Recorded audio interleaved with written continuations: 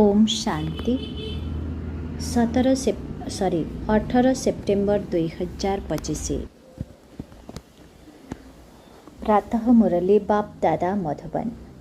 परम शिक्षक शिव भगवान उवाच, मीठे बच्चे, जेतेबेले तुमे माने फूल होइजिब, जेतेबेले तुमे माने फूल होइजिब, सेतेबेले एही भारत मध्य कंटार जंगलरू संपूर्ण फूलर बगीचा पालटी जीव। तेणु बाबा तुम मानंकु फूल करिबा पई आसिछन्ते। आजिर प्रश्न, मंदिर योग्य हेबा पई केउ कथा उपरे विशेष ध्यान देबाकु हेबो? मंदिर योग्य हेबा पई केउ कथा उपरे विशेष ध्यान देबाकु हेबो? उत्तर, मंदिर योग्य हेबा पई निजर चाली चलणी उपरे विशेष ध्यान दियो।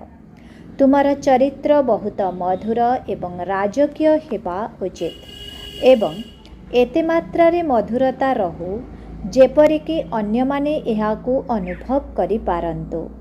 अनेकंकु बाबांको परिचय दियो, ता सहित निजर कल्याण करिबा पई भल भावरे पुरुषार्थ करि सेवारे लागि रुह। गीत, बदल जाए दुनिया ना बदलेंगे हम। ओम शांति। रोहानी संतान माने जानिछन्ते जे बाबा ब्रह्मांक द्वारा बुझाउछन्ते, ब्रह्मांक रथ द्वारा ही बुझाई चालिछन्ते। आमे एही प्रतिज्ञा करुछु जे श्रीमत आधार रे एही भारत भूमि को पतितरु पवित्र कराइबो। विशेष भावे भारत एवं साधारण भावरे सारा दुनिया समस्तंकु आमे पतितरु पावन हेबार रास्ता बताउछु। एतिकी खियाल प्रत्येकंकु निज बुद्धि रे रखिबाकु हेबो। बाबा कहुछन्ति, ड्रामा अनुसारे तुमे जेतेबेले फूल होई जीव एवं जेतेबेले समय आसी जीव सेतेबेले संपूर्ण बगीचा होई जीव। बागवान अर्थात बगीचार मालिक एवं माली उभय निराकारंकु कुहा जाए, साकार को नुहे। माली मध्य आत्मा अटे, शरीर नुहे। बगीचार मालिक मध्य हेउछन्ति आत्मा। बाबा शरीर द्वारा तो बुझाइबे ना, शरीर सहित ही तांकु बगीचार माली ओ मालिक कुहा जाउछि, जे कि एही विश्व को फूलर बगीचा कराउछन्ति। बगीचा थिला सत्य जुगरे, जेउठारे एही देवता माने रहुथिले, सेठारे कौनसी दुख नथिला। एठारे एही कंटार जंगल रे तो दुख अछि। एहा हेउछि रावणर राज्य, कंटार जंगल। तुरंत केही फूल होई जानती नाही।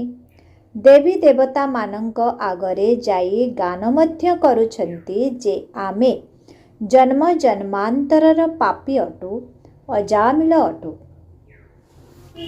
एपरी प्रार्थना करिथान्ति, एबे आसी आमको पुण्य आत्मा करन्तु। बुझुछन्ति जे एबे आमे पापात्मा होई जाइछु। कौनसी समय रे आमे पुण्यात्मा थिलु। एबे एही दुनिया रे केवल पुण्य आत्मा मानंकर चित्र रहिछि। राजधानीर मुख्य लक्ष्मी नारायणंक चित्र रहिछि एवं तांकु एहीपरि श्रेष्ठ निराकार शिव बाबा ही करिछन्ति।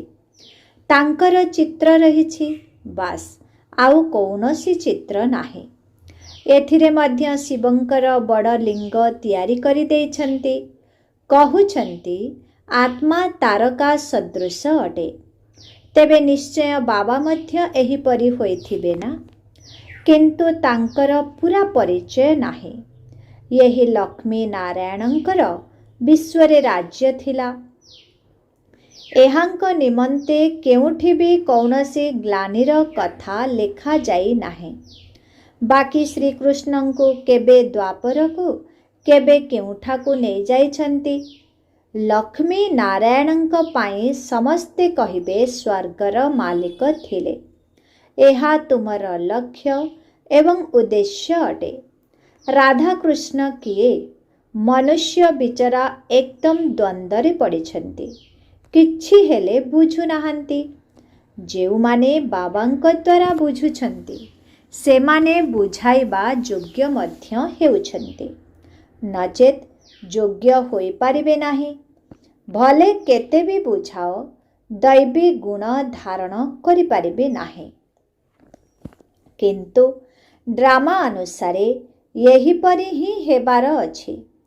ତୁମେ ଏବେ ନିଜେ ବୁଝୁଛ ଯେ ଆମେ ସମସ୍ତେ ବାବାଙ୍କ ଶ୍ରୀମତ ଦ୍ୱାରା ନିଜର ଶରୀର ମନ ଧନ ଲଗାଇ ଭାରତର ଆତ୍ମିକ ସେବା କରୁଛୁ। ପ୍ରଦର୍ଶନୀ ଅଥବା ମ୍ୟୁଜିୟମ ଆଦିରେ ପଚାରନ୍ତି, ତୁମେ ଭାରତର କି ସେବା କରୁଛ? ତୁମେ ଜାଣିଛ ଆମେ ଭାରତର ବହୁତ ଭଲ ସେବା କରୁଛୁ। ଜଙ୍ଗଲରୁ ବଗିଚା କରାଉଛୁ।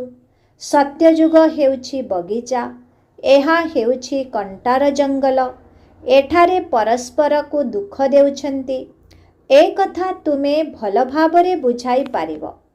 ଲକ୍ଷ୍ମୀ ନାରାୟଣଙ୍କର ଚିତ୍ର ମଧ୍ୟ ଖୁବ୍ ସୁନ୍ଦର ଭାବେ ତିଆରି କରିବା ଉଚିତ।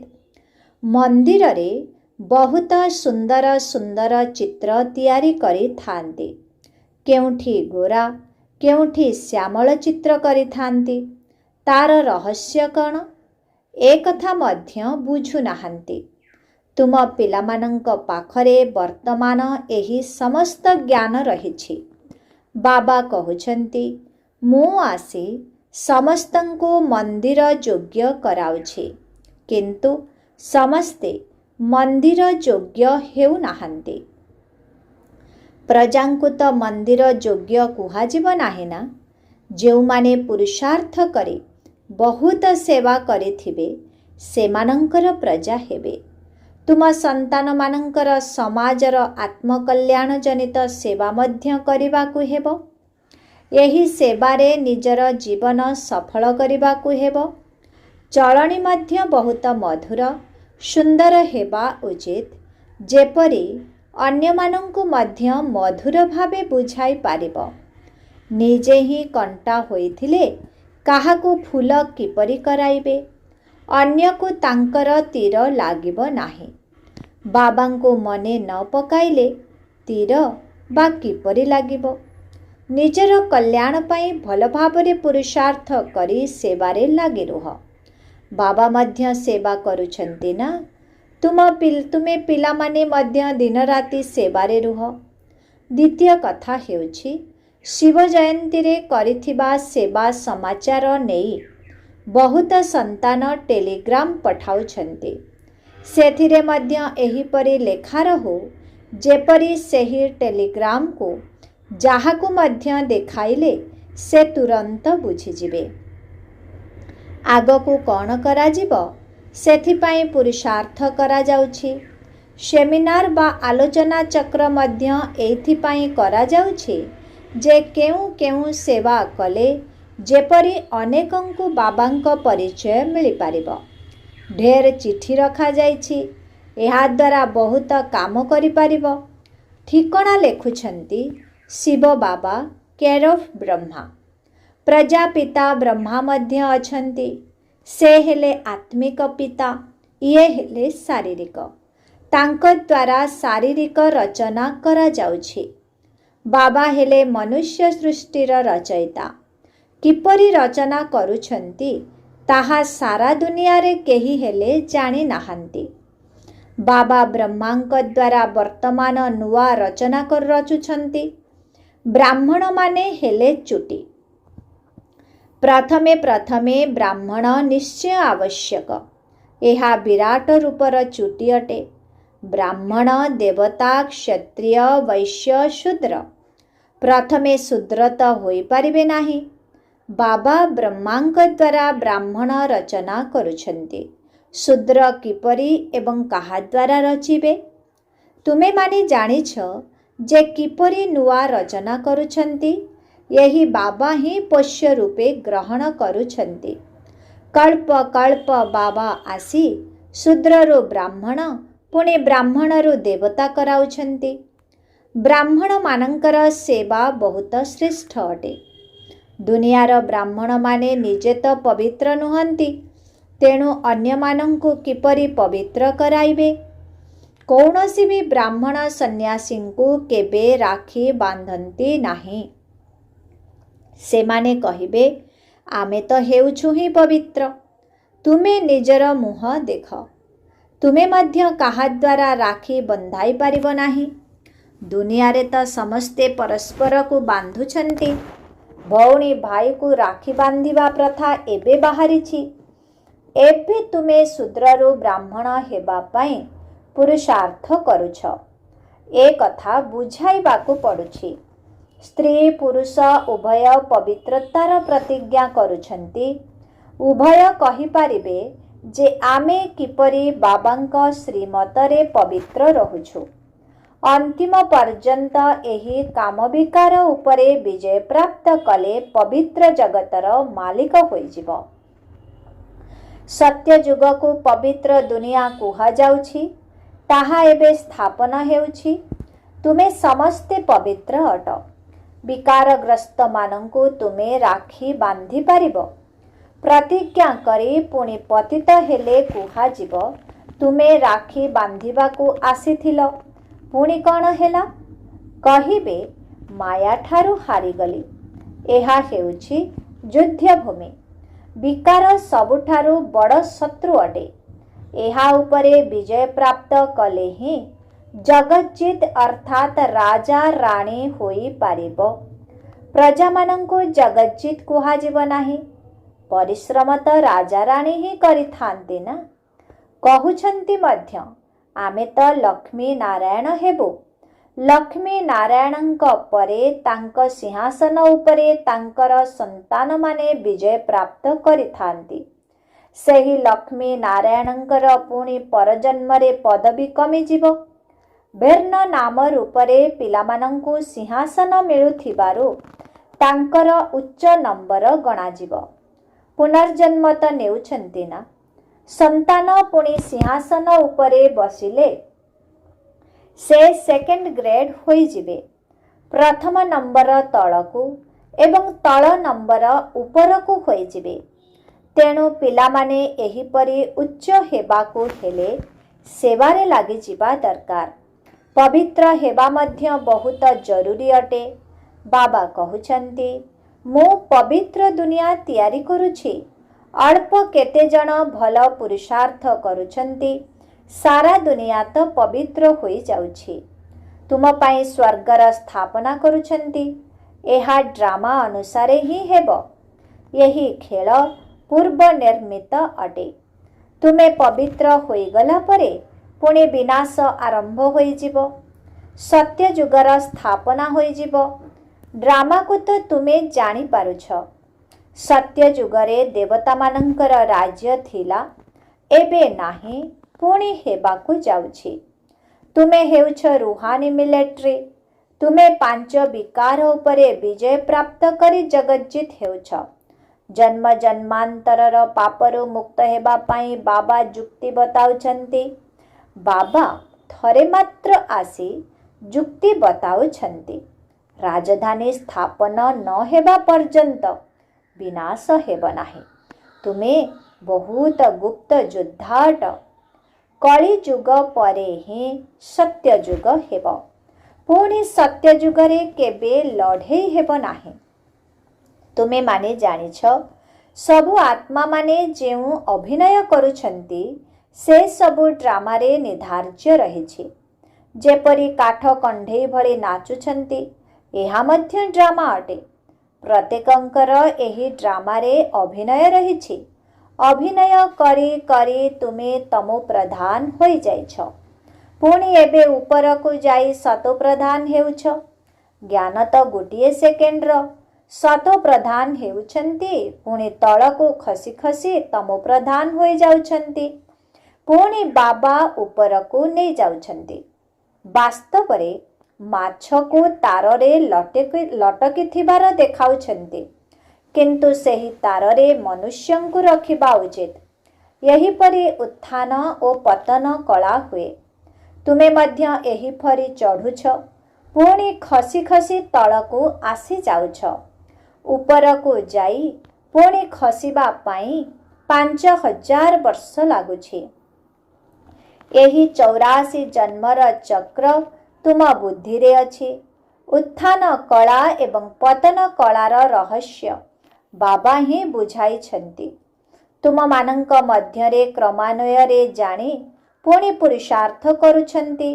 ଯିଏ ବାବାଙ୍କୁ ମନେ ପକାଉଛନ୍ତି ସେ ଜଲ୍ଦି ଉପରକୁ ଯାଉଛନ୍ତି। ଏହା ହେଉଛି ପ୍ରକୃତି ମାର୍ଗ। ଯେପରି ଦୌଡ଼ ପ୍ରତିଯୋଗିତାରେ ଯୋଡ଼ିକୁ ଦୌଡ଼ାଇବା ବେଳେ ଯୋଡ଼ିର ଗୋଟିଏ ଗୋଟିଏ ପାଦ ବାନ୍ଧି ପୁଣି ଦୌଡ଼ାଇଥାନ୍ତି, ଏହା ମଧ୍ୟ ତୁମର ଦୌଡ଼ ଅଟେ ନା।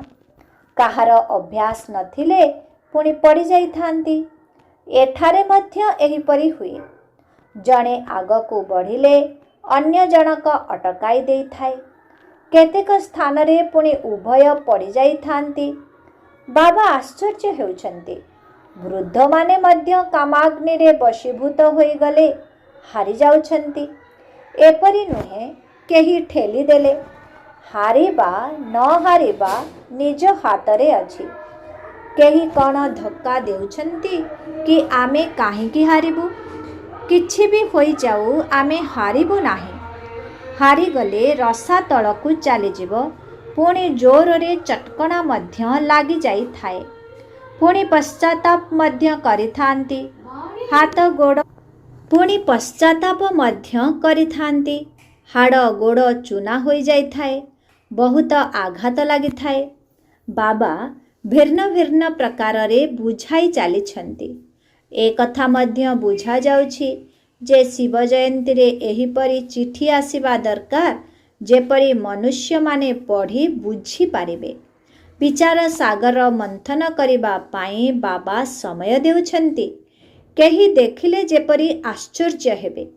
କେତେ ଚିଠି ଆସୁଛି, ସବୁଥିରେ ବାପଦାଦାଙ୍କ ନାମ ଲେଖୁଛନ୍ତି। ତୁମେ ବୁଝାଇ ମଧ୍ୟ ପାରିବ ଯେ ଶିବ ବାବାଙ୍କୁ ବାବା, ବ୍ରହ୍ମାଙ୍କୁ ଦାଦା କୁହାଯାଏ। ଜଣକୁ କେବେ କ'ଣ ବାପଦାଦା କହିଥାନ୍ତି କି? ଏହା ତ ଚମତ୍କାର କଥା। ଏଥିରେ ସତ୍ୟ ଜ୍ଞାନ ରହିଛି। କିନ୍ତୁ ସ୍ମୃତିରେ ରହିଲେ ଯାଇ କାହାକୁ ତୀର ଲାଗିବ। ବାରମ୍ବାର ଦେହ ଅଭିମାନରେ ଆସିଯାଉଛନ୍ତି। ବାବା କହୁଛନ୍ତି ଆତ୍ମ ଅଭିମାନୀ ହୁଅ। ଆତ୍ମା ହିଁ ଶରୀର ଧାରଣ କରି ଅଭିନୟ କରୁଛି। କେହି ମଲେ ମଧ୍ୟ କୌଣସି ଖିଆଲ କର ନାହିଁ। ଆତ୍ମାରେ ଯେଉଁ ଅଭିନୟ ନିର୍ଦ୍ଧାର୍ଯ୍ୟ ହୋଇଛି ତାକୁ ଆମେ ସାକ୍ଷୀ ହୋଇ ଦେଖୁଛେ। ତାଙ୍କୁ ଗୋଟିଏ ଶରୀର ଛାଡ଼ି ଆଉ ଗୋଟିଏ ଧାରଣ କରି ଅଭିନୟ କରିବାକୁ ହେବ। ଏଥିରେ ଆମେ କ'ଣ ବା କରିପାରିବା? ଏହି ଜ୍ଞାନ ମଧ୍ୟ ତୁମ ବୁଦ୍ଧିରେ ଅଛି। ତାହା ପୁଣି କ୍ରମାନ୍ୱୟରେ। କେତେ ଜଣକ ବୁଦ୍ଧିରେ ତ ବିଲକୁଲ ରହୁନାହିଁ। ସେଥିପାଇଁ କାହାକୁ ବୁଝାଇ ପାରୁନାହାନ୍ତି। ଆତ୍ମା ବିଲକୁଲ ହିଁ ଗରମ ତାୱା ତମୋ ପ୍ରଧାନ ପତିତ ହୋଇଯାଇଛି। ତା ଉପରେ ଜ୍ଞାନ ଅମୃତ ଢାଳିଲେ ମଧ୍ୟ ତାହା ରହୁନାହିଁ। ଯିଏ ବହୁତ ଭକ୍ତି କରିଛନ୍ତି ତାଙ୍କୁ ହିଁ ତୀର ଲାଗିବ, ତୁରନ୍ତ ଧାରଣା ହେବ। ହିସାବ ହିଁ ୱଣ୍ଡରଫୁଲ୍ ରହିଛି। ପ୍ରଥମ ନମ୍ବରର ଯିଏ ପାବନ ସେ ପୁଣି ପତିତ ହେଉଛନ୍ତି। ଏହା ମଧ୍ୟ କେତେ ବୁଝିବାର କଥା। କାହାର ଭାଗ୍ୟରେ ନଥିଲେ ପାଠପଢ଼ା ହିଁ ଛାଡ଼ି ଦେଇଥାନ୍ତି। ଛୋଟ ବୟସରୁ ଯଦି ଜ୍ଞାନରେ ଲାଗିଯିବେ ତେବେ ଧାରଣା ହୋଇଯିବ, ବୁଝାଯିବ ଇଏ ବହୁତ ଭକ୍ତି କରିଛନ୍ତି, ବହୁତ ହୁସିଆର ହୋଇଯିବେ।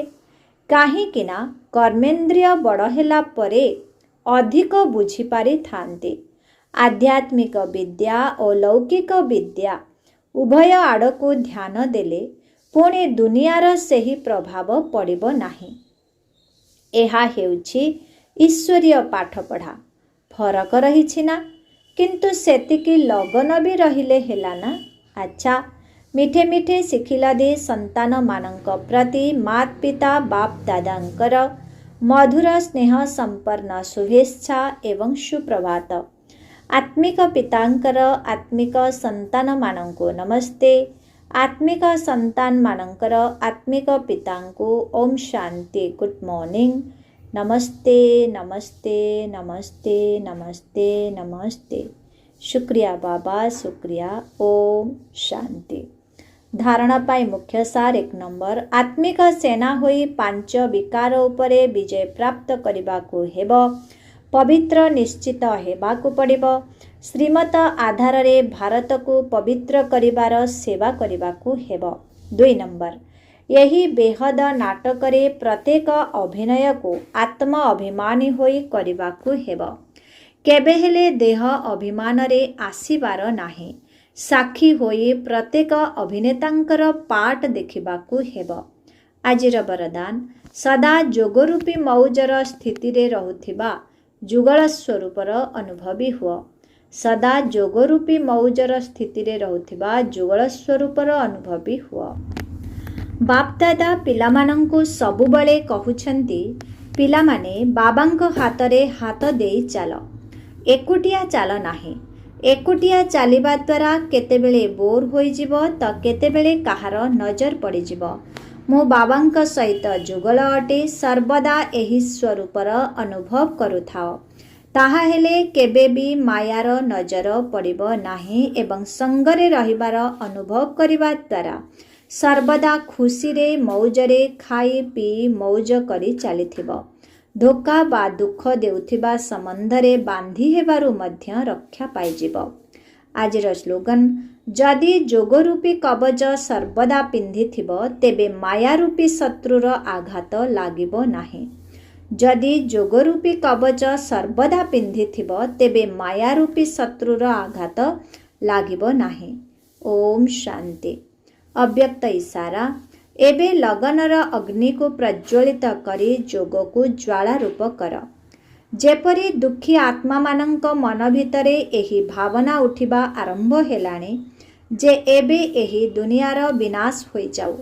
सेहीपरि तुमे विश्व कल्याणकारी पिलामानंकर मन भितरे मध्य एही संकल्प उत्पन्न हेउ जे एबे शीघ्र शीघ्र समस्तंकर कल्याण होई जाऊ। तेबे जाई कलिजुगी दुनियार समाप्ति हेबो। कारण विनाशकारी मानंकु कल्याणकारी आत्मा मानंकर संकल्पर इंगित मिलिबा दरकार।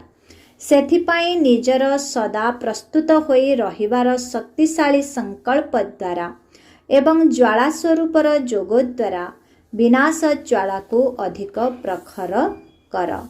ओम शांति।